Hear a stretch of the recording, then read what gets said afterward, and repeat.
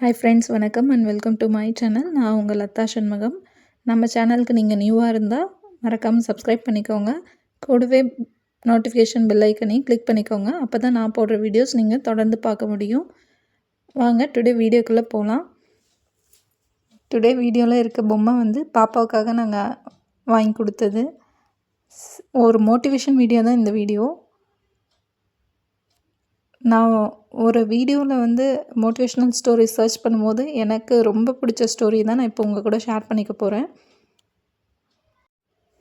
ஒரு ஊரில் அருண்னு ஒருத்தன் இருக்கான். அவன் ஒரு 25 இயர்ஸ்க்கு பக்கம் இருக்கான்னு வச்சுக்கோங்க. அவன் ரொம்ப லேசியாகவும் ஒரு ஆம்பிஷன் இல்லாமல் ஒரு லைஃப்பை கொண்டு போகிற மாதிரியும் அவங்க படித்து முடித்து சும்மா தான் இருக்க மாதிரியும் அப்படின்னு ஒரு கற்பனை பண்ணிக்கோங்க. ரொம்ப லேசினஸ்ஸாக இருக்கிறதுனால அதை நோட் பண்ணி பார்த்துட்டு அவங்க அங்கே அந்த வீட்டில் இருந்த பெரியவர் உனக்கு ஒரு 2 சீட் தரேன், 2 விதைகள் தரேன்.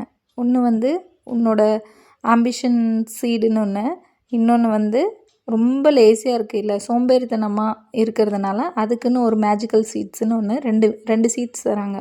அந்த 2 சீடுமே நீ நட்டு வை, தண்ணி ஊற்றி மரமாக வளர்க்கணும் அப்படின்னு சொல்லிடுறாங்க. சரின்னு சொல்லிட்டு இவனும் அந்த சீட்ஸை அவன் நட்டு வைக்கிறதுக்கே 2 நாள் எடுத்துடுறான். 2 நாள் ஆனதுக்கப்புறம் அவன் போய் அந்த இதில் மண்ணில் மண் பறித்து நட்டு வைக்கும்போது ஒரு 1 வீக் 1 வீக் தண்ணி விடாமையே விட்டுறான். அந்த விதைக்கு தண்ணி விடாமல் விடவும் அந்த 2 சீட் பார்த்தோமா, ஒன்று ஆம்பிஷன் சீடுன்னு பார்த்தோம், இன்னொன்று அந்த லேசினஸ் சீடு அந்த சோம்பேறித்தனமான சீடு நல்லா காடு மாதிரி அடர்ந்த இடமா வளர்ந்து நிற்கிது. ஆனால் இந்த ஆம்பிஷன் சீடுங்கிறது ரொம்ப குட்டியாக தான் இருந்தது. நாளடைவில் அவன் தண்ணி ஊற்றிட்டே இருந்தான். அப்போது ஆம்பிஷன் சீடு ஒரு மரமாக வளர்ந்தது.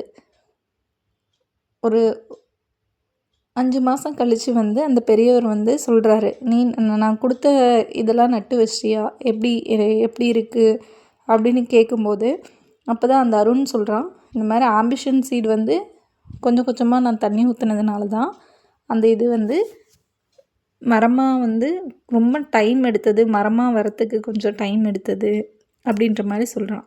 ஆனால் லேசினஸ் சீட்ஸ் அப்படி இல்லை, நான் தண்ணியே ஊற்றலை, தண்ணி ஊற்றாமையே அது அடர்ந்த இடமா வளர்ந்து புதர் மாதிரி நிறைய புதராக வளர்ந்து நிற்கிது, தண்ணி ஊற்றாமே அவ்வளோ புதராக வளர்ந்து நிற்கிது அப்படின்னு சொல்லும்போது இதில் 2 விஷயம் இருக்குது அப்படின்னு பெரியவர் சொல்கிறாரு. இந்த ஆம்பிஷன் சீட்ஸுங்கிறது உன்னோட ஆம்பிஷன் எப்போவுமே சிறுக சிறுக நீ தண்ணி ஊற்றுனதுனால மரம் பெருசாக வளர்ந்ததா, அந்த மாதிரி நீ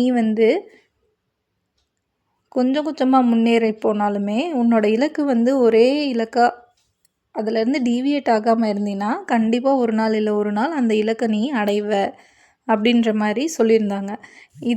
இந்த லேசினஸ் எல்லாருக்குமே வரும். கண்டிப்பாக சோம்பேறித்தனங்கிறது அது வரும். ஆனால் அதை நீ அதை எப்படி எடுத்துக்கிறேங்கிற இதில் தான் இருக்குது. அதை நீ அடுத்த நாள்னு நீ பிறகு பார்த்துக்கலாம் அப்படிங்கிறது இல்லாமல் எப்போ உடனடியாக நீ முடிக்க முடியலைனாலும் எதுலையாவது உன்னோட கொள்கை என்னவோ, உன்னோட இலக்கு என்னவோ, அது கொஞ்சம் கொஞ்சமானாலும் நம்ம அந்த இலக்கை நோக்கி நம்ம நகர்றோமாங்கிறத மட்டும்தான் நீ பார்க்கணுமே தவிர்த்து நம்மளால் முடியல அப்படின்ற மாதிரி என்றைக்குமே சோர்ந்து போய் உட்காந்துடக்கூடாது. கண்டிப்பாக நம்மளால் முடியும். சிறு துளியாக தான் வெள்ளமாக மாறுது. அதுபோல் நம்ம சின்னதாக ஒரு ஸ்டெப்பாக வச்சா கூட கண்டிப்பாக நம்ம அந்த இலக்கை நோக்கி நம்ம நிற்கிறோமாங்கிறத மட்டும்தான் நம்ம பார்க்கணும். நம்மளோட எண்ணம் ஃபுல்லாக அதில் மட்டுமே, அதை நோக்கி மட்டுமே இருக்கணும். சைடில் எவ்வளோ பேர் சொல்லலாம், உன்னை நெகட்டிவிட்டியாக பேசலாம். ஆனால் அதை எதையுமே பொருட்படுத்தாமல் நீ பாசிட்டிவிட்டியாக இருந்தீங்கன்னா கண்டிப்பாக உனக்கு பாசிட்டிவாக நடக்கும். ஏன்னா நம்ம எந்தளவுக்கு முயற்சி போடுறோமோ அந்தளவுக்கு ரிசல்ட் கண்டிப்பாக வரும். அந்த பெரியவர் அதுதான் சொன்னார், உன்னோட லேசினஸ்லாம், உன்னோட சோம்பேறித்தனத்தெல்லாம் விட்டுட்டு கொஞ்சம் கொஞ்சமாக நீ முயற்சி செய். உன்னோட ஆம்பிஷனில் உன்னோட இலக்கை வந்து அடையிறதுக்காக நீ கொஞ்சம் கொஞ்சமாக முயற்சி செய். அதுக்காக நீ ஒரே அடியாக என்னால் முடியலை அப்படின்னு துவண்டு போய் இருக்காமல் உன்னால் முடியும். அது கண்டிப்பாக உன்னால் முடியாமல் இருக்காது. எப்படினாலும் நம்ம முடிக்க முடியும். நம்மளை போல தானே எல்லாருமே படித்து ஃபஸ்ட் ரேங்க் எடுக்கிறாங்க. நம்மளால் ஃபஸ்ட் ரேங்க் எடுக்க முடியலேன்னு எண்ணக்கூடாது. அதுக்கு உண்டான செயலை வந்து நம்ம செயல்படுத்தணும். எப்போவுமே வந்து அந்த செயல் நம்ம முயற்சி பண்ணினா மட்டும்தான் அதனோட அவுட்புட் வந்து நல்ல விதமாக வந்து வரும். முயற்சியே பண்ணாமல் எனக்கு வரணுன்னா கண்டிப்பாக அந்த ரிசல்ட் வந்து கண்டிப்பாக வராது. அதனால் நம்ம எந்தளவுக்கு நம்ம வந்து எஃபர்ட் போடுறோமோ அந்தளவுக்கு எஃபர்ட் போட்டோன்னா கண்டிப்பாக ரிசல்ட் நல்லதாக தான் வரும், பாசிட்டிவாக தான் வரும். இந்த கதை உங்களுக்கு ரொம்ப பிடிச்சிருக்குன்னு நினைக்கிறேன். கண்டிப்பாக இதில் இருக்க கருத்தை எடுத்துக்கோங்க. நீங்களும் ஒரு இலக்கை நோக்கி ஓடுங்க. கண்டிப்பாக நம்மளால் முடியும். ஒரு நாள் இல்லை ஒரு நாள் கண்டிப்பாக நம்ம வந்து நல்ல நிலமையில் இருப்போம். அந்த இலக்கை நம்ம அடைவோம். அதுக்காக துவண்டு போய் உட்கார்ந்துடாதீங்க. 1000 பேர் 1000 விதமாக பேசலாம். கண்டிப்பாக அதெல்லாம் வந்து ஒரு நாள் இல்லை ஒரு நாள் நீங்கள் முறியடிக்கணும். இந்த கதை உங்களுக்கு ரொம்பவே பிடிச்சிருக்குன்னு நான் நம்புகிறேன். மீண்டும் இன்னொரு வீடியோவில் சந்திக்கலாம்.